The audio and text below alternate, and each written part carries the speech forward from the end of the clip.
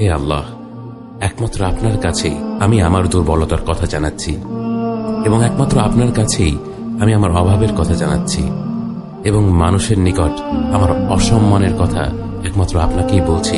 হে আরহামার রাহিমিন, আপনিই তো প্রতিটি দুর্বল ব্যক্তির রব এবং আপনিই আমার রব। আপনি কার কাছে আমাকে ছেড়ে দিলেন? এমন অচেনা মানুষদের কাছে যারা আমার ক্ষতি করতে চায়, নাকি এমন শত্রুর কাছে যাকে আপনি আমার চেয়ে অধিক শক্তি দিয়েছেন? হে আল্লাহ, যদি আপনি আমার উপর রাগ না করে থাকেন তাহলে এর কিছুতে আমার কিছু আসে যায় না, কিন্তু আপনার আশ্রয় পেলে আমার পরিস্থিতি আরেকটু সহনীয় হবে। হে আল্লাহ, আমি আপনার চেহারার নূরের কাছে আশ্রয় চাই, যা সব অন্ধকারকে উজ্জ্বল করে দিয়েছে, যা দুনিয়া এবং আখিরাতের সব বিষয়ের সংশোধক। আল্লাহ, আপনার রাগ এবং অসন্তুষ্টি থেকে আমি রেহাই চাই। আল্লাহ, এ সব কাজই শুধু আপনাকে খুশি করার জন্য করা এবং আপনি ছাড়া কোনো শক্তি নেই, কোনো ক্ষমতা নেই। দুনিয়াতে চলতে গেলে দুঃখ কষ্ট হয় না? যারা ঈমান নিয়ে চলে ওদের দুঃখ কষ্ট বেশি হয়।